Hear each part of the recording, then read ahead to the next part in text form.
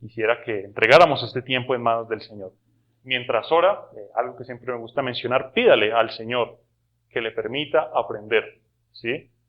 Acércate a la Biblia, pero pídele al Señor que te permita aprender. Entonces, mencionémoslo también dentro de nuestra oración. Gracias, Padre Santo, gracias por esta preciosa mañana nuevamente, Dios, el tiempo que nos das, y porque es tu Espíritu Santo el que dispone nuestras mentes, nuestros corazones, para estar enfocados, Señor, en este momento, en lo que realmente importa, Señor, en lo que realmente es bueno, en lo que realmente es agradable, en lo que es perfecto, Señor, que es tu voluntad. Y tu voluntad, Señor, se revela página por página aquí en tu palabra, Señor.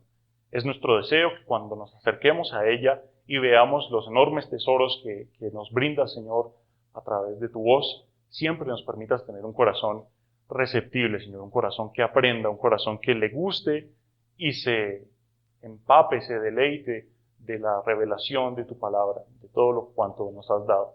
Es nuestro deseo y te pido que para la vida de mis hermanos, para mi vida, Señor, nos permitas cada vez estar más edificados en tu palabra. Es nuestro deseo, es nuestra petición y encomendamos este tiempo en las manos de nuestro precioso Señor Jesús. Amén y amén. Muy bien, mis hermanos, vamos a iniciar con nuestro tema del día de hoy. Hace 8 días el pastor Eduardo estuvo terminando esta preciosa serie de la voluntad de Dios, o conforme a la voluntad divina. Estuvimos viendo esas bases o cómo se revela la voluntad de Dios en cada parte de su palabra. Y parte de lo que vamos a estar viendo en este momento es, por así decirlo, como una conexión directa. Existe un mal que tristemente inquieta a la iglesia hoy en día, y es la inseguridad por su salvación. ¿Sí? ¿Alguna vez te has preguntado, mi hermano, mi hermana, ¿realmente soy salvo? ¿Será que sí soy salvo? ¿Será que estoy haciendo esto en vano? ¿Será que cuando esté allá en la eternidad con el Señor me va a decir, uy, no, qué pena, te faltó un poquito, o qué pena contigo, pero nunca fuiste salvo? Son buenas preguntas, y aunque es bueno que nuestra fe sea examinada, es un buen ejercicio examinarnos, leer la palabra, examinar nuestro carácter y mirar cómo realmente el Señor ha obrado en nosotros. Eso también puede conducir a algo que es un peligro enorme. Uno es la inseguridad eterna o la inseguridad del amor que ha expresado el Señor por nuestra salvación. Y 2 es la desconfianza directamente en el Señor. La duda es un buen ejercicio, o mejor dicho, el examen, el autoexaminarnos es un buen ejercicio cuando realmente nos lleva a confiar y depender más del Señor. Pero cuando la duda que se planta en mí, en mi cabeza, en mi corazón, por la seguridad y mi salvación, me lleva a desconfiar más del Señor, pues se vuelve ya en algo negativo, ¿verdad? Se vuelve prácticamente en una maldición, por así decirlo, porque es un peso con el cual cargamos, y el estar constantemente con esa inseguridad. ¿Será que realmente sí soy salvo? ¿Será que realmente sí fui escogido por el Señor? ¿Será que realmente el Espíritu de Dios sí mora en mí?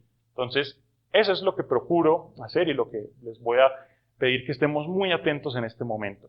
Con este mensaje vamos a procurar ver cuán certera, cuán precisa, cuán firme es nuestra salvación si está en el lugar correcto. Por así decirlo, vamos a ver las bases y la seguridad eterna que brinda para el creyente cada uno de estos puntos principales. Vamos a hacer un ejercicio sencillo. Vamos a leer 2 versículos simples. Acompáñenme rápidamente en su Biblia a Efesios 2:8, ¿sí? Y vamos a estar viendo algunos puntos principales para antes de iniciar como tal con el mensaje. Efesios 2:8 dice de la siguiente manera: porque por gracia sois salvos por medio de la fe, y esto no de vosotros, pues es, ¿qué? Don de Dios. Listo, quedémonos con esa parte. Un don de Dios. Entonces, ya tenemos que la salvación es un don de Dios. Entonces dice nuestro siguiente versículo: porque irrevocables son los dones y el llamamiento de Dios. Entonces vamos a hacer un ejercicio de lógica. ¿Qué es la salvación? Un don de Dios. ¿Cómo son los dones de Dios? Irrevocables. Por lo tanto, tu salvación y tu vida eterna es irrevocable. ¿Listo? ¿Queda claro? ¿Amén? Pregunto, ¿amén? Amén, mis hermanos. Listo, con eso quedamos bien. Nos vemos dentro de 8 días. No, pero en serio, este es principalmente el punto principal con el cual nos vamos a estar basando. La seguridad que tenemos, que la misma palabra, así de claro, 2 versículos, y es tan sencillo como leerlos. La salvación es un don de Dios y los dones de Dios son irrevocables, o irreemplazables, o irremovibles, ¿sí? Por lo tanto, tu salvación está asegurada. Ahora, vamos a comprender cuáles son las marcas y aquellas cosas que son imposibles para el creyente. Por eso el título de nuestro mensaje del día de hoy, los imposibles del creyente. Vamos a estar viendo cada una de las cosas que son imposibles por naturaleza divina que ocurran cuando tú y yo somos salvos. Vamos a nuestros versículos principales que se encuentran en Romanos capítulo 8, versículos 9 al 11. Busquémoslo por favor, libro de Romanos capítulo 8, versículos 9 al 11. Vamos a estar moviéndonos mucho por el capítulo 8 de Romanos, que es un capítulo muy bueno, pero principalmente los versículos 9 al 11 van a ser nuestros principales. Empieza el versículo 9. Mas vosotros no vivís según la carne, sino según el Espíritu, si es que el Espíritu de Dios mora en vosotros. Y si alguno no tiene el Espíritu de Cristo, no es de él. Versículo 10. Pero si Cristo está en vosotros, el cuerpo en verdad está muerto a causa del pecado, mas el Espíritu vive a causa de la justicia. Y el versículo 11. Y si el Espíritu de aquel que levantó de los muertos a Jesús mora en vosotros, el que levantó de los muertos a Cristo Jesús vivificará también vuestros cuerpos mortales por su Espíritu que mora en vosotros. Amén. Amén, mis hermanos. Vamos entonces nuevamente a estar moviéndonos por este capítulo 8 de Romanos. Y el capítulo 8 de Romanos, para darles una introducción, es prácticamente uno de los capítulos más populares de toda la Biblia, ¿sí?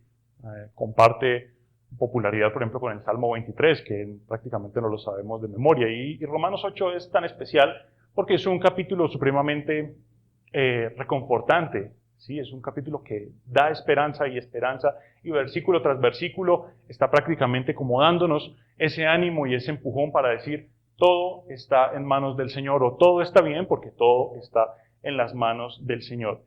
Y asimismo, a medida que nos vamos a estar moviendo por Romanos 8, vamos a estar viendo una doctrina que es fundamental para nosotros como hijos de Dios, que es la doctrina de la preservación de los santos, ¿sí? O preservación de los hijos de Dios. El hecho de que Dios cuida de ti, te sostiene y nos mantiene salvos. No solo te dio la salvación, sino que te mantiene salvo hasta el día de hoy, o mejor dicho, hasta que Él regrese. Y esta doctrina de la perseverancia de los santos lucha directamente con ese pensamiento de duda que prácticamente es implantado por el mismo Satanás en cuanto a esa duda que se genera en el creyente. ¿Será que realmente soy salvo? ¿Será que realmente el Señor sí me amó? ¿Será que cuando llegue el momento de estar cara a cara con el Señor, qué va a suceder? ¿Qué va a decir el Señor? Bueno, es una duda que, nuevamente, podemos realizarla siempre y cuando nos lleve a confiar más en el Señor, pero nunca en cuanto a que nos lleve a desconfiar más de Él. Bien, entonces, como lo vemos, los imposibles del creyente. Después de haber leído nuestros versículos principales, vamos a nuestro primer punto. Nuestro primer punto, vamos a ver la primera cosa que es imposible. Punto número 1, es imposible que recibamos condenación. Escríbalo ahí, por favor. Es imposible que recibamos condenación. Y también vamos a leer nuestra idea principal del día de hoy. Está un tanto larga, pero nuevamente la función de esta idea principal es resumir o encapsular lo más corto posible todo el mensaje. Dice nuestra idea principal del día de hoy: bendecidos somos, ya que nuestra exaltada posición depende enteramente de nuestro Dios y su soberanía sobre sus hijos. Somos bendecidos, mis hermanos. La posición de que podamos decir hijos de Dios no depende de tus esfuerzos, no depende de lo que yo pueda hacer, no depende de lo mucho que me esfuerce, sino depende enteramente de la soberanía y el carácter poderoso de Dios. Que se nos quede en la mente. Subraye lo que le parezca importante y guardemos esos versículos que vamos a estar mencionando. Bien, entonces tenemos nuestro primer imposible. Es imposible que recibamos condenación. Pero bien, en los versículos que leímos mencionaba más bien el hecho de que el Espíritu mora en nosotros. No hablaba directamente de condenación o de salvación, ¿verdad? Para eso nos vamos a dirigir al versículo número 1 de Romanos 8. Vamos a ver qué nos dice Romanos 8, versículos 1 y 2. Dice, ahora pues que ninguna condenación hay para los que están en Cristo, los que no andan conforme a la carne, sino conforme al Espíritu. Más claro, imposible, ¿verdad? Ninguna condenación hay para los que están en Cristo. Entonces ya tenemos nuestro primer imposible, o la primera cosa que es imposible.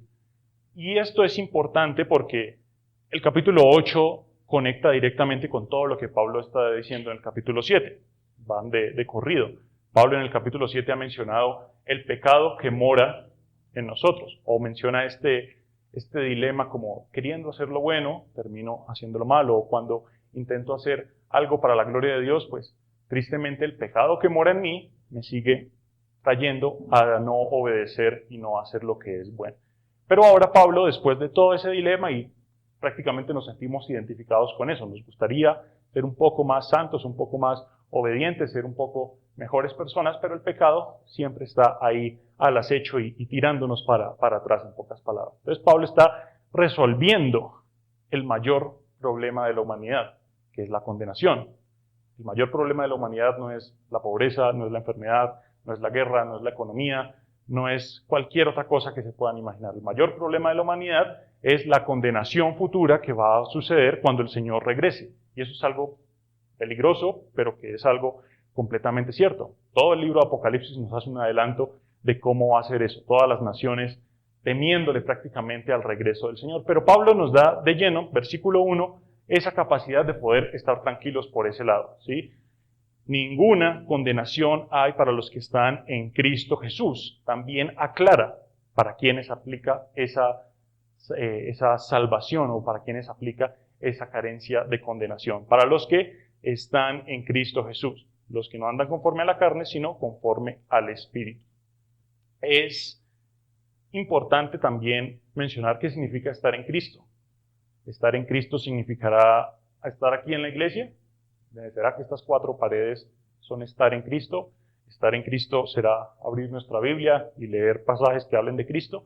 ¿Qué significa realmente estar en Cristo? Acompáñenme al Evangelio de Juan, capítulo 14, versículo 20. Vamos a leer lo que dice. Dice, en aquel día, está hablando Jesús de su posterior resurrección, dice, en aquel día, vosotros conoceréis que yo estoy en mi Padre y vosotros en mí y yo en vosotros. Eso significa estar en Jesús o estar en Cristo. Está mostrando Cristo la perfecta relación que hay entre el Padre y Él y la perfecta relación que hay entre nosotros y Él y la perfecta relación que hay entre Él en nosotros. Entonces, eso es prácticamente... para traducirlo o cimentarlo en una sola palabra, es comunión. Comunión. Así como el Padre tiene comunión con el Hijo, como el Hijo tiene comunión con el Padre, Cristo tiene comunión con su cuerpo y nosotros tenemos comunión con nuestro Cristo, que habita en medio de nosotros. Pero ahora, el estar en Cristo Jesús no es directamente algo visible, ¿verdad? No me sale una marca aquí en la frente o en la espalda que diga un sello perteneciente a Jesús, o como el made in China de todos los productos, sino a nosotros no nos sucede nada por el estilo. Pero debemos siempre mostrar o ver cada uno de estos aspectos espirituales sí tienen una evidencia directa para cada uno de nosotros. Acompáñenme a otro versículo que se encuentra en 1 Corintios 12, versículo 27, que es nuevamente mostrando esa pertenencia y esa comunión con Cristo. 1 Corintios 12, versículo 27. Dice de la siguiente manera, vosotros pues sois el cuerpo de Cristo y miembros cada uno en particular. Este versículo normalmente se usa para decir que en la iglesia todos somos útiles, que todos podemos servir de alguna u otra manera, pero somos útiles y podemos servir a través de nuestros dones por el simple hecho que pertenecemos al cuerpo de Cristo. Si tú estás en este lugar, si tú anhelas y tienes a Cristo en comunión, así como Cristo está en comunión con el Padre, puedes decir que perteneces al cuerpo de Cristo. Porque, ¿qué hay más cerca que tu cuerpo? Nada, ¿verdad? Yo no puedo decir, hay algo más cerca de mi cuerpo. Solo Dios mismo sería más cercano que mi propio cuerpo. Entonces, por eso siempre se utiliza esa comparación con el cuerpo, porque no hay nada más cercano entre nosotros a Cristo. No somos la mascota de Cristo, no somos algo que Cristo tenga aparte. Somos el mismo cuerpo de Cristo. Cristo como la cabeza y nosotros como cada uno de sus miembros, y como lo dice ahí, cada uno en particular. No quiere decir que solo cuando estemos acá somos cuerpo de Cristo. Amén. Las reuniones de la iglesia muestran que estamos conectados en el cuerpo de Cristo. Pero también cada uno en particular, cada uno en nuestra vida aparte, es parte del cuerpo de Cristo. Nunca dejas de ser cuerpo de Cristo. Nunca dejas de estar en el cuerpo de Cristo. Son ideas que quiero que se nos queden en claro, mis hermanos, y que comprendamos asimismo cuán precioso o cuán afortunados o bendecidos, como lo decía nuestra idea principal, es el pertenecer al cuerpo de Cristo. ¿Queda claro? Vamos a continuar con nuestro siguiente imposible. Anótelo ahí, por favor. Es imposible que el Espíritu no more en mí. Es imposible que el Espíritu no more en mí. Volvamos a leer nuestra idea principal para que se nos quede grabada en la cabeza. Dice de la siguiente manera: bendecidos somos, ya que nuestra exaltada posición depende enteramente de nuestro Dios y su soberanía sobre sus hijos. Otra bendición, aparte de la de no recibir condenación, es que el Señor no te deja solo o no nos deja solos en medio de nuestro andar diario. Punto 2, es imposible que el Espíritu no more en mí. Volvamos a nuestros versículos principales, al versículo 9 principalmente, el que estuvimos leyendo. Dice: mas vosotros no vivís, o ustedes no viven según la carne, sino según el Espíritu.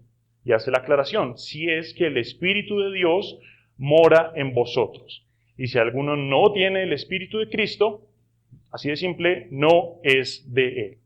Pablo está haciendo la aclaración. Pertenecemos al cuerpo de Cristo si moramos en Cristo o si tenemos esa comunión con Cristo, y aparte la evidencia directa es si el Espíritu de Dios mora en ti. Permítame aquí resumirles esto. El capítulo 8 de Romanos es el que más veces menciona la palabra Espíritu de toda la Biblia. Ningún otro capítulo de la Biblia menciona la palabra Espíritu tantas veces como el capítulo 8 de Romanos. Y aunque el capítulo está dirigido directamente a nosotros, los creyentes, prácticamente el Espíritu es el protagonista de todo el capítulo 8 de Romanos, porque vemos prácticamente todo lo que Él hace, todo lo que Él obra en nuestras vidas, todo lo que Él hace de parte de Dios. Y cuando hablamos de que el Espíritu mora en nosotros, o es imposible de que no esté morando en nosotros, si estamos en Cristo, también es importante comprender qué significa que el Espíritu more en nosotros. ¿Será que realmente tenemos el Espíritu, o cómo nos damos cuenta que el Espíritu mora en nosotros? La palabra morar, del griego que está escrito este capítulo 8, traduce como habitar en casa, ¿sí? O tener casa o hogar, valga la repetición, en alguna parte, ¿sí? Entonces tú y yo somos la casa del Espíritu Santo. El Espíritu habita en su casa. Cuando pertenecemos a Cristo, el Espíritu no nos ve como simples humanos, ¿sí? Sino más bien nos ve como la casa en la cual el Espíritu puede habitar y se puede complacer en medio de eso. Ahora, debemos conocer que el Espíritu no es un simple adorno para sentirnos bien. Tengo el Espíritu. Eso es por el Espíritu. El Espíritu mora en mí. Sino que asimismo tiene diferentes funciones que vamos a estar viendo a través de la palabra. Vamos a un versículo que prácticamente resume una función del Espíritu. Vamos al libro de Efesios, o a la carta de Efesios, capítulo 1, versículo 14. Vamos a ver que el Espíritu es las arras de nuestra herencia hasta la redención de la posesión adquirida para alabanza de su gloria. Menciona ahí unas palabras de pronto que no comprendemos muy bien. Las arras de nuestra herencia, posesión adquirida, alabanza de su gloria. ¿Qué quiere decir todo eso? Son términos contables o términos de administración. Arras es como el primer pago, ¿sí? o una especie de garantía que se van a seguir haciendo más pagos. Entonces, si yo voy a comprar algo y doy esas arras, es como el primer pago que asegura directamente que yo estoy obligado a seguir pagando o a seguir dando esos abonos. El Espíritu funciona de una manera similar. Dios todavía no ha mostrado completamente nuestra salvación. Eso va a ocurrir cuando Él regrese, cuando estemos allá. ¿Cuándo podemos decir que somos completamente salvos? Pues cuando estemos allá en la plenitud de la gloria del Señor. Pero mientras tanto, el primer pago que nos ha dado nuestro Señor es el Espíritu Santo, que funciona como la garantía de que Dios seguirá obrando o seguirá pagando en estos términos contables hasta que Él mismo regrese. Por eso dice ahí, para la redención de posesión adquirida para alabanza de su gloria.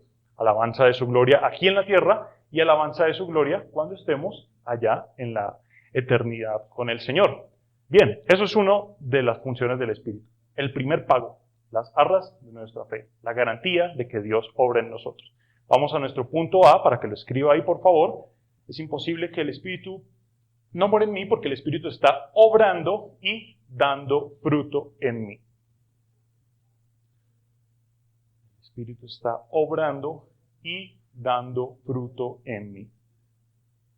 A la pregunta que nos debemos hacer, ¿tengo el Espíritu de Dios? ¿Tengo al Espíritu Santo morando en mí? Hágase esa pregunta por un momento, piénselo muy bien. Y para poder responder con certeza a esa pregunta, también podemos hacernos otra que nos va a ayudar a entenderlo mejor. La pregunta es la siguiente: ¿tienes hambre, mi hermano, mi hermana? No hambre terrenal, de ganas de comer, sino hambre espiritual. Porque es imposible que si tú tienes el Espíritu Santo, no tengas hambre y sed de la palabra y la justicia de Dios. Podemos comparar ese nuevo nacimiento con un nacimiento natural. Un bebé nace, ¿sí?, físicamente, sale del vientre de su madre y a la media hora ya está pidiendo comida, ¿verdad? ¿Qué sucede si no se alimenta ese bebé? Pues va a estar desnutrido o en el peor caso puede incluso hasta morir. En el caso de nosotros es igual, y si quieres entender tu nuevo nacimiento, funciona de la misma manera. Has nacido de nuevo. La pregunta es ahora, ¿tienes hambre? ¿Estás teniendo hambre por la palabra de Dios? ¿Estás teniendo hambre por el Espíritu de Dios? El Espíritu obra directamente en el Hijo de Dios, y aunque estamos hablando de los imposibles, sí puede ocurrir que tú mismo estés poniéndole trabas a la obra del Espíritu. Por eso Pablo también llamaba a no contristar o a no entristecer, a no oponerse y oponer resistencia en contra del Espíritu. Si quieres conocer si tienes el Espíritu, pues pregúntate si tienes hambre y asimismo verás qué ofrece el Espíritu Santo para comer. Vamos a un versículo o dos versículos bien conocidos que están en Gálatas 5, 22, 23. Te va a mostrar qué es el alimento que produce en ti el Espíritu Santo. Gálatas 5, 22, 23, que habla de que más el fruto del Espíritu es amor, gozo, paz, paciencia, benignidad, bondad, fe, mansedumbre, templanza. Contra tales cosas no hay ley. Esos son los frutos con los cuales el Espíritu te alimenta a ti, mi hermano y mi hermana, día a día. ¿Sí? Si yo tengo hambre y el Espíritu me quiere alimentar, si el Espíritu quiere dar fruto en mí, tengo que identificar qué es el alimento que me va a dar el Espíritu. Porque puede ocurrir que me guste o que piense, llegue a pensar, que cualquier cosa es un alimento del Espíritu. Entonces, nuevamente en nuestro versículo, me está diciendo que el fruto del Espíritu es amor, gozo, paz, paciencia, benignidad, bondad, fe, mansedumbre, templanza y tirarse al piso y botar espuma por la boca. No lo dice el versículo, ¿verdad? El fruto del Espíritu es mansedumbre, templanza, etcétera, y hablar en lenguas angelicales. No me lo está diciendo acá, no es un fruto del Espíritu. Me está diciendo el versículo que es templanza, fe, mansedumbre, etcétera, y que yo produzca descontrol alguno. No, todos estos puntos o estas actitudes llevan a un control. Porque cuando el Espíritu obra en ti, obra en tu lengua, obra en tu carácter, obra en tus pensamientos, obra en tu obediencia, obra en cuestiones que te llevan a un control de Dios, ¿sí? No a un descontrol. Entonces, por eso tenemos que estar muy atentos a esas cosas. ¿Qué es realmente el fruto del Espíritu. Y muchas iglesias creo que caen en el terrible error de ignorar cuál es realmente el fruto del Espíritu. Y no, hermanos, si tú no estás tirado en el piso, botando espuma por la boca, revolcándote, entonces no tienes el Espíritu. ¿Qué me dice la Biblia? ¿Cuál es el fruto del Espíritu? Entonces, con eso queda bastante claro cuáles realmente las cosas que debemos añorar que el Señor nos alimente, con las que el Señor nos alimente. Así como a un niño no se puede alimentar, un bebé, con algunas cosas, ¿sí? Nosotros no nos podemos alimentar con cualquier cosa que no sea proveniente directamente del Espíritu. Y eso siempre lo debemos procurar, buscar el fruto del Espíritu. Vamos a nuestro siguiente punto. El punto B, vimos que está el Espíritu intercediendo por mí. Punto A, está obrando y dando fruto en mí. Punto B, está intercediendo por mí. Volvemos a nuestro capítulo de Romanos 8. Vamos al versículo 26 y 27, por favor. Y de igual manera, el Espíritu nos ayuda en nuestra debilidad. Pues, ¿qué hemos de pedir como conviene? No lo sabemos. Pero el Espíritu mismo intercede por nosotros con gemidos indecibles. Mas el que escudriña los corazones sabe cuál es la intención del Espíritu, porque conforme a la voluntad de Dios intercede por los santos. Bien, mis hermanos, aquí es importante tener estos versículos en mente. Principalmente el 26, el Espíritu mismo intercede por nosotros con gemidos indecibles. El Espíritu habita en nosotros, pero al mismo tiempo tiene la capacidad de estar en la eternidad con el Señor intercediendo por nosotros ante el Padre. Cuando tú oras o cuando oramos, prácticamente la función del Espíritu es que toma tus oraciones y las traduce a la voluntad y al idioma de Dios. Interesante esa expresión, el idioma de Dios. ¿Quieres saber qué idioma habla Dios allá en la eternidad? El español es un idioma muy bonito, pero no es el que Dios habla allá en la eternidad. Ni ninguno de los idiomas aquí terrenales, sino que, como lo está diciendo el versículo 26, es con gemidos indecibles. Una expresión que ni siquiera necesita pronunciarse, porque tal es la conexión que tiene el Padre, el Hijo y el Espíritu Santo, que ni siquiera necesitan comunicarse o hablarse entre ellos con un idioma. Porque, como lo decía, el que escudriña los corazones sabe cuál es la intención del Espíritu. Dios sabe qué es lo que el Espíritu tiene que hacer en la vida del creyente. El Espíritu sabe qué cosas debe obrar en la vida del creyente para la gloria de Dios. Y entre ellos saben precisamente qué cosas necesitamos tú y yo para crecer como hijos de Dios y qué cosas necesitamos para ser cada vez más conformados a la imagen de Cristo. Ya nos hicimos la pregunta, ¿tenemos hambre del Espíritu? Otra pregunta que te puede servir para saber si tienes el Espíritu es, ¿qué tanto me parezco a Cristo? Bueno, no en un sentido físico, no en un sentido de parecernos a Él físicamente, sino en el sentido de que su carácter, sí, su semejanza se refleje en nosotros. Todos Romanos, todas las cartas, todos los evangelios también, están llenos de cuál es el carácter de Cristo, cuál es la forma en la que Cristo se conduce. La pregunta es, ¿estás pareciendo tú a Él o le estás poniendo trabas al mismo Espíritu para decir, me gusta que el Espíritu esté dentro de mí, pero me gustan algunas cosas que realmente no me edifican, algunas cosas con las que lleno mi cabeza, con las que salen de mi boca, algunos gustos o hábitos que realmente no reflejan a Cristo? Y ese es prácticamente un punto principal. Estás reflejando a Cristo, conoces a Cristo, tienes hambre de Cristo o de los alimentos del fruto del Espíritu Santo. Las palabras no son necesarias entre el Padre y el Espíritu Santo, pero las palabras sí son necesarias para nosotros y para decírselo al Espíritu Santo. Por eso siempre que veas y cuando estamos viendo que estamos haciendo un autoexamen y de pronto ves que hay resultados negativos, bueno, no me parezco tanto a Cristo en este sentido, o veo que este fruto del Espíritu Santo no está dando tantos resultados en mí, pues ¿qué tienes que hacer? Empezar a hablar. ¿Hablar qué? Orando. Dios, mi boca todavía no la controlo. Por favor, ayúdame a controlarla por tu Espíritu. Dios, tengo esta actitud que no me gusta y que sé que va en contra de tu palabra. Ayúdame por tu Espíritu a mejorarla. Y así, mis hermanos, el problema es que tenemos y conocemos qué cosas de pronto en las que fallamos, en nuestras emociones, etcétera, y nuestra forma de conducirnos, pero nunca nos ponemos delante de Dios a orarle a Él y a pedirle que sea su Espíritu el que nos ayude. Entonces, ya hemos visto nuestros dos imposibles. Punto número 1, es imposible recibir condenación.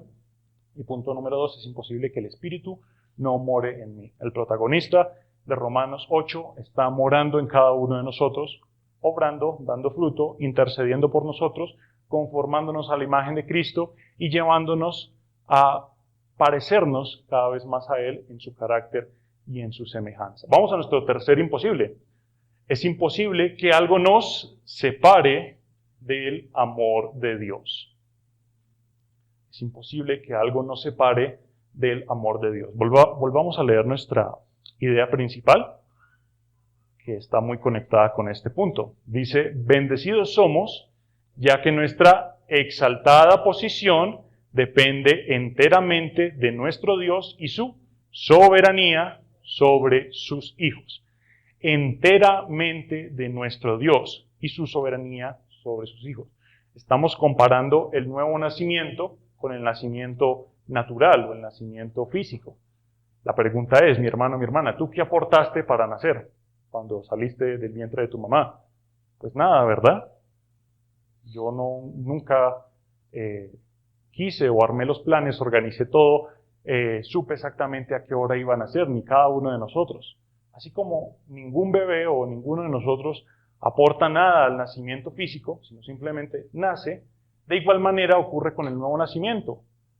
Tú prácticamente eres un pleno beneficiario de la obra de Dios, porque el Señor te ha traído hacia ti, te ha convencido de pecado, justicia y de juicio, te ha mostrado realmente que en Cristo es el único en que se puede encontrar vida eterna y te ha regenerado hasta tal punto que te ha justificado y te considera tan justo como Cristo. ¿Sí? ¿Ahí qué hicimos nosotros? Nada, ¿verdad? No hicimos, no, mire Dios, tengo este historial, aquí está mi hoja de vida mostrando que sí soy capacitado para recibir vida eterna. No, Señor, mira, aquí está todo mi historial de buenas acciones, etcétera, para comprobar que yo sí soy un buen candidato para obtener justificación. Para nada, mis hermanos. Es prácticamente imposible que algo nos separe del amor de Dios, porque el amor de Dios en nuestras vidas no depende de nosotros, sino depende enteramente de Dios mismo y su carácter soberano y poderoso. Para entenderlo mejor, vamos al versículo 35 de nuestro capítulo de Romanos. Es un versículo nuevamente bien conocido y vamos a entenderlo desde este punto. Romanos 8, versículo 35. Abre con una pregunta. ¿Quién nos separará del amor de Cristo? Ahora sí una lista. Tribulación o angustia o persecución o hambre o desnudez o peligro o espada. Son preguntas retóricas, ¿sí? Preguntas que sabemos cuál es la respuesta. Y saltemos de ahí a los versículos 37 al 39. Antes bien, en estas cosas somos ¿qué? Más que vencedores por medio de aquel que nos amó. Versículo 38. Por lo cual estoy seguro que ni la muerte, ni la vida, ni ángeles, ni principados, ni potestades, ni lo presente, ni lo porvenir, ni lo alto, ni lo profundo, ni ninguna otra cosa creada nos podrá separar del amor de Dios que es en Cristo Jesús, Señor nuestro. Amén. Dos versículos, o bueno, tres versículos que lo conocemos, hay miles de enseñanzas sobre esto, canciones sobre esto, más que vencedores en Cristo y que ninguna otra cosa nos puede separar del amor de Cristo. Y cuando entendemos que es imposible que algo nos separe del amor de Dios, comprendemos esta frase de somos más que vencedores. Una anécdota chistosa un tanto. Recuerdo un hermano de una iglesia que era muy apasionado por el ejercicio, ¿sí? Entonces vivía en el gimnasio y se la pasaba ahí haciendo ejercicio y era muy dedicado a eso. Y se la pasaba publicando estados, prácticamente así, foto en el gimnasio, mostrando músculo y la palabra más que vencedores en Cristo. ¿Será que eso es lo que significa ser más que vencedores en Cristo? Que yo puedo iniciar un negocio acá y que soy más que vencedor, entonces ese negocio va a prosperar. O que si yo quiero ser una persona próspera y bendecida, entonces soy más que vencedor. Y muchas veces utiliza esta frase más que vencedores en esto. Pero cuando la leemos en su real contexto, vemos que somos más que vencedores sobre cualquier cosa que intente apartarnos del amor de Dios. Somos más que vencedores de la muerte, sobre la muerte, más que vencedores sobre la vida, más que vencedores sobre los ángeles, sobre principados, etcétera, sobre tribulación o angustia o persecución o hambre. Para la iglesia del primer siglo era difícil afrontar como, bueno, ¿cómo nos puede amar Dios al mismo tiempo que tenemos a todo el imperio romano persiguiéndonos por ser cristianos? Eso era una pregunta que se hacían ellos para esa época y les podía producir alguna sensación de debilidad. Entonces Pablo viene y menciona a la iglesia a Roma que sobre todas esas cosas que estaban pasando y sobre cualquier otra que pueda suceder, ellos eran más que vencedores. Entonces es nuevamente más claro, imposible. Pablo hace una lista de la creación visible e invisible, incluyendo incluso seres celestiales. Ni siquiera se pone a mencionar si son del bando de Dios o del bando de Satanás. No se pone a decir ni demonios, ni ángeles que están con Dios, ni nada. Solo dice ángeles, principados y potestades. A Pablo ni siquiera le interesa en qué bando están, porque Pablo conoce, y la palabra quiere que conozcamos, que nada, ni ninguna otra criatura, puede separarnos del amor de Dios, incluido Satanás. Así como lo hicimos con el ejercicio de lógica de que la salvación es un Dios y los dones de Dios son irrevocables, por lo tanto nuestra salvación es irrevocable, lo mismo podemos hacerlo con esta cuestión de Satanás, que se menciona mucho. No, cuidado de Satanás porque Satanás te puede robar tu salvación. No, cuidado con Satanás porque él te puede hacer caer de la gracia y te puede separar de Dios. Mentiras. Estamos viendo que ninguna cosa creada nos puede separar del amor de Dios. Amén. ¿Sí? Satanás es una criatura. Amén. ¿Sí? Por lo tanto, Satanás no puede separarnos del amor de Dios, porque no tiene el poder, porque es una criatura. ¿Sí? Esos ejercicios nos sirven para entenderlo muy bien y desmentir esas posiciones que se presentan en la iglesia tristemente. También debemos aclarar una cosa, mis hermanos, con este punto que es importante mencionar. Cuando vemos que nada nos separa del amor de Dios, eso nos lleva a conducir prácticamente a la respuesta de si la salvación se pierde o no. La respuesta es no, por todo lo que hemos estado mencionando. Otro imposible que podríamos mencionar ahí es que es imposible que la salvación se pierda, o es imposible que algo nos separe del amor de Dios. Pero siempre debemos aclarar algo. Los detractores de esta doctrina de la perseverancia de los santos o la preservación de los santos, ¿sí? Siempre hacen uso de un refrán que no sé si alguna vez lo has escuchado, que es el salvo siempre salvo. ¿Alguna vez lo has escuchado? Es un refrán común que se suele utilizar en tono como de burlarse. ¿Sí? No, usted es salvo, siempre salvo, entonces no importa nada lo que yo haga. Si yo soy salvo, siempre salvo, entonces puedo vivir la vida que a mí me plazca y hacer lo que a mí me plazca, seguir mintiendo, robando, engañando, actuando en contra de la voluntad de Dios y soy salvo, siempre salvo, entonces nada importa, relajémonos y de hecho nada va a importar porque ya tenemos la salvación. Debemos comprender una cuestión, para resumirlo de la siguiente manera. La salvación nunca va a ser una excusa para obrar en contra de Dios. Esa es como una segunda idea principal. La salvación nunca va a ser una excusa para que tú y yo sigamos actuando en contra o en un estilo de vida que le desagrada a Dios. Mire lo que menciona Romanos 6, versículos del 1 al 2, 2 capítulos de adelante. Romanos 6, 1, 2 empieza con una pregunta. ¿Qué pues diremos? ¿Perseveraremos en el pecado para que la gracia abunde? Responde ahí mismo, en ninguna manera, porque los que hemos muerto al pecado, ¿cómo viviremos aún en él? Entonces tú eres salvo, mi hermano y mi hermana, ¿sí? Somos salvos, amén. Pero aparte de ser salvos, estamos muertos al pecado. Estamos muertos al dominio, al control y a la inclinación por el pecado. Por lo tanto, la salvación nunca va a ser una excusa para hacer lo que yo quiera, siempre y cuando pues, sea salvo, ¿verdad? No, entonces soy salvo, puedo hacer esto o aquello. Pablo está diciendo, el verdadero creyente ha muerto al pecado y no va a seguir en un estilo de vida que le desagrade a Dios. Entonces, mucho ojo con eso y mucho ojo con seguir teniendo estilos de vida que van en contra de la voluntad de Dios, utilizando la salvación como una excusa. Eso es algo que debe ser aclarado y que los detractores de esta doctrina bíblica prácticamente como que ignoran, ¿verdad? Estamos muertos al pecado y debemos permanecer preservados en la salvación, nunca como una excusa para hacerlo mal. Entonces vamos a resumir nuestros 3 imposibles. Es imposible, punto número 1, que recibamos condenación. Es imposible, punto número 2, que el Espíritu no more en mí. Punto número 3, es imposible que algo nos separe del amor de Dios. Y punto número 4, escríbalo ahí, es imposible que no seamos preservados. Es imposible que no seamos preservados. Volvamos a leer nuestra idea principal.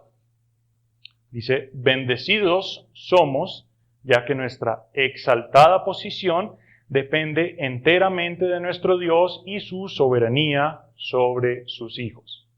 ¿Sí? Cuando comprendemos que nuestra salvación, que el estado de que nos podamos llamar hijos de Dios, depende enteramente de Dios o están en las manos de Dios, eso nos lleva a 2 cosas principalmente. Estamos siendo preservados, nuevamente como el nombre de esta doctrina, la preservación del Espíritu Santo. Todo el capítulo nos ha dicho la misma idea. No eres condenado, no vas a recibir condenación porque eres preservado por Dios y su Espíritu. ¿Sí? El Espíritu mora en ti, obra y da fruto porque eres preservado por Dios y su Espíritu. Es imposible que algo nos separe de Dios porque eres preservado por Dios y su Espíritu. Es imposible que tu salvación se pierda si eres preservado por Dios y su Espíritu. Y el ser preservados, o bueno, lo podríamos cambiar también por la palabra guardados, ¿sí?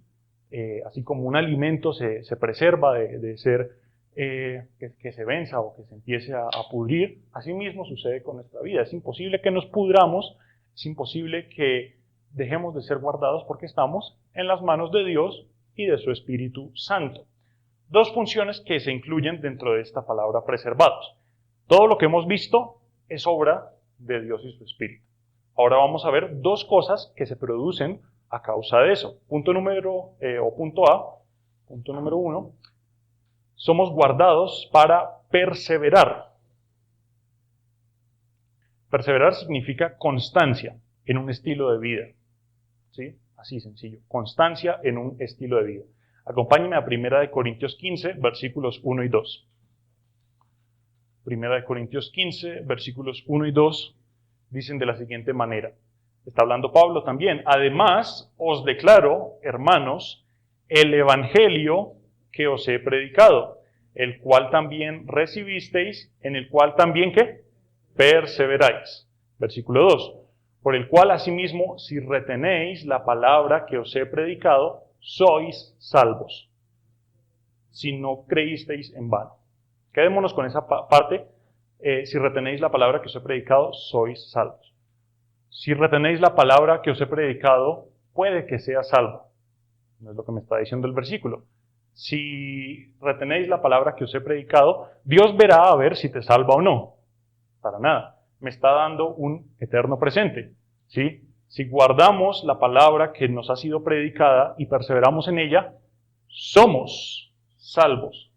No seremos, o puede que seamos, o que cabe la posibilidad un poquito de que seamos salvos. Somos desde ahora llenos y es. Y perseverar, es una cuestión a la que está llamada la iglesia. Estamos llamados nosotros. No dice el Espíritu persevera, sino nos está diciendo Pablo que nosotros somos los que debemos perseverar. Y es una función que cumple la iglesia, es una función que debemos cumplir cada uno de nosotros para poder asimismo cumplir la siguiente función de ser preservados. Punto B, escríbalo también. Somos guardados para permanecer. Es el punto B, para permanecer. Entonces ya tenemos los 2. Somos guardados para perseverar y para permanecer. Entonces, perseverar significa constancia en un estilo de vida. Permanecer significa arraigarse sacrificialmente a ese estilo de vida. Son palabras muy parecidas, pero que tienen algunos detalles en su definición y que nos van a ayudar a entenderlo. Y cuando hablamos de esta palabra permanecer, y que permanecemos en el Evangelio, permanecemos unidos a Dios, permanecemos unidos al Evangelio, permanecemos en las manos de Dios, por así decirlo, creo que automáticamente se nos viene una pregunta, que es algo puede que alguna vez se la haya hecho. ¿Qué hay de aquellas personas que en algún momento estuvieron, ¿sí? Por así decirlo, con Dios, cerca de Dios, pero que ahora ya no lo están? Usted me puede decir, no, hermano, yo conozco la historia de un hermano o incluso de algún pastor que era lo más de juicioso en la iglesia, etcétera, etcétera, hasta que se apartó y ya no ha vuelto a ser cristiano. ¿Sí? ¿Será que esa persona perdió su salvación? Bueno, estuvimos viendo que la salvación es imposible que la perdamos. Vamos a ver con esta palabra permanecer realmente cuál es nuestra responsabilidad y cuán importante es para entender lo que vamos a ver en el versículo. Acompáñenme a 1 de Juan, capítulo 2, versículos 19 al 20. 1 de Juan, capítulo 2, versículos 19 al 20. Salieron de nosotros, pero no eran de nosotros, porque si hubiesen sido de nosotros, habrían ¿qué? Permanecido con nosotros. Pero salieron para que se manifestase que no todos son de nosotros. Pero vosotros tenéis la unción del Santo y conocéis todas las cosas. Amén. Volvamos al versículo 19. Salieron de nosotros. Muchas personas, incluso desde los primeros años de la iglesia, parecían estar bien allá reunidos con los hermanos, parecían ser personas devotas, parecían ser personas espirituales, etc. Pero salieron. Y dice, pero no eran de nosotros. No está diciendo el versículo, dejaron de ser de nosotros. Dejaron de ser parte del cuerpo de Cristo, porque eso es imposible, dejar de ser de parte o dejar de estar sostenido por las manos de Dios. Eso es imposible, sino que nunca eran de nosotros, porque si hubiesen sido de nosotros, o si hubiesen estado en el cuerpo de Cristo, o si hubiesen tenido su salvación, habrían permanecido. Y eso es algo que es importante, mis hermanos. Cuando tú y yo tenemos la salvación, el Espíritu nos lleva a permanecer en el cuerpo de Cristo. ¿Tenemos nuestros errores? Claro que sí. Este versículo también nos ayuda a ver una parte importante. Que no hay pecado lo suficientemente grande como para que te aleje de Dios, pero aún así debemos comprender que si tú realmente eres salvo, vas a permanecer en Cristo, en su santidad, etc. Entonces puede que haya algún tropiezo o alguna caída, como la que de pronto podamos tener testimonio nosotros, bueno, me aparté en algún momento, pero el Señor me volvió a traer así con sus lazos de amor, como lo menciona la palabra. Si ocurre eso, el Espíritu te sigue preservando y te permite seguir permaneciendo en el cuerpo de Cristo. Si definitivamente vemos que alguien ha salido y nunca permaneció, ¿sí? O dejó de permanecer, es porque de lleno no era de nosotros. Eso es lo bueno de un grupo pequeño como el que somos nosotros, que podemos permanecer con mayor firmeza. No les voy a pedir que levanten la mano. ¿Quién no pertenece acá? Pues, sería ilógico, ¿verdad? Yo no pertenezco y yo me voy a salir. No. Pertenecemos al cuerpo de Cristo y es nuestra responsabilidad permanecer. Pero ahora, estamos hablando de que la salvación no se produce por esfuerzos, por obras, no se produce por cualquier otra forma en la que nosotros podamos mantenernos salvos. La salvación depende 100% de Dios para producirla y para perpetuarla o permanecer en ella. Si dijera la salvación es un 95% Dios y un 5% tú y yo, ahí sí habría un problema, porque ese 5% me puede llevar a salirme de las manos de Dios. Pero en el caso tuyo y en el caso nuestro, la salvación es 100% de parte y para Dios. Vamos a verlo aquí en la pantalla para que lo entienda mejor. Tenemos principalmente el ser preservados por el Espíritu, ¿sí? Preservados por el Espíritu ahí en azul. Eso es algo que directamente viene de parte de Dios o de parte de la obra de toda la Trinidad. El Padre nos ha salvado, el Espíritu nos mantiene salvos, estamos en el cuerpo de Cristo, toda la Trinidad interviene ahí en eso. Cuando tú eres preservado por el Espíritu, puedes perseverar y puedes permanecer. O estamos tú y yo perseverando y tú y yo permaneciendo. Esos dos puntos, que estemos perseverando y estemos permaneciendo, son los que nos dan a nosotros la seguridad los que nos dan evidencia de que tenemos una seguridad eterna, de que somos salvos, estamos salvos y seremos salvos por el poder de Dios. Pero es principalmente, como está ahí en la parte de más arriba, una cuestión que viene primeramente del Espíritu Santo. Si el Espíritu no mora en ti o no morara en nosotros, sería imposible para nosotros permanecer. Es como si nos convirtiéramos al Señor. Amén. Recibo al Señor y empieza a correr el tiempo. Vamos a ver cuánto se demora en pecar esta persona. Peca, listo, hasta ahí llegó. Si eso fuera así, si no fuera de parte del Espíritu Santo, sino que dependiera de nosotros, tan pronto pecáramos, ya dejaríamos de ser salvos, porque Dios no puede permitir ningún pecado, y todo pecado arremete contra la gloria de Dios. Pero cuando estamos sostenidos y preservados por el Espíritu Santo, puede que haya errores en ese perseverar y en ese permanecer, pero siempre va a estar sostenido por la preservación del Espíritu Santo. Y eso siempre va a producir en nosotros una seguridad eterna de salvación. Amén, mis hermanos. Amén. Una frase importante, o bueno, principalmente Romanos nos estuvo diciendo, si es que el Espíritu de Cristo mora en vosotros, podemos tener eso, la certeza. Pídale a Dios, ahora que estemos orando, que le permita al Espíritu ser más evidente en tu vida y en mi vida. Dios, te pido que tu Espíritu sea más evidente en mi actitud, en mi boca, en mis pensamientos, en mi conducir, en mi forma de trabajar con los problemas, en la forma en que pueda actuar día a día, que tu Espíritu sea más evidente en mí. Siempre vamos a estar en las manos del Señor y siempre vamos a estar preservados por el Espíritu Santo. Una frase interesante, ahora sí para terminar, es la siguiente: para que tú y yo seamos apartados de nuestra salvación, Dios tendría que dejar de ser Dios. Lo repito, para que tú y yo seamos apartados de nuestra salvación, Dios tendría que dejar de ser Dios. Y eso es tan imposible como que Dios deje de ser Dios. ¿Sí? Es un juego de palabras. Dios no puede dejar de ser Dios porque eso es tan imposible como que Dios deje de ser Dios. Descansa completamente en la naturaleza de quién es Dios. Poderoso, soberano y con su Espíritu Santo preservándote, manteniéndote hasta que el Señor regrese. Amén, mis hermanos. Vamos a orar, vamos a finalizar. Cierre los ojos, por favor, cierre sus ojos y pidámosle al Señor que nos dé cada vez más evidencia de su Espíritu en nosotros. Gracias, Padre Santo, gracias por esta mañana y este tiempo en el cual podemos terminar con esta enseñanza, Señor. Cuán bello, profundo y, como lo decía nuestra idea, cuán bendecidos, Señor, somos. No hay mayor bendición que esta, que poder tener la plena seguridad, la plena certeza de que tu Espíritu Santo obra en nosotros, tu Espíritu Santo habita en nosotros.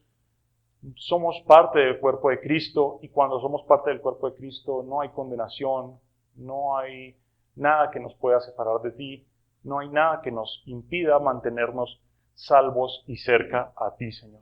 Es una bendición enorme y te pido que para la vida de mis hermanos, para mi vida, nos des cada vez más de esa certeza de salvación, de esa seguridad eterna, como lo dice tu palabra en 1 de Pedro 1:5, Señor, que somos guardados por el poder de Dios. Nuestra fe, que es más preciosa que el oro, es guardada por el poder de Dios. Constantemente fallamos y pedimos perdón por eso, pero sabemos y podemos descansar en que ninguna razón, ningún pecado es razón suficiente para apartarnos de ti.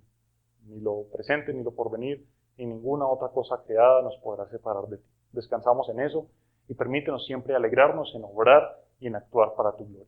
Oramos y encomendamos este resto de día en las manos de nuestro Señor Jesucristo. Amén y amén.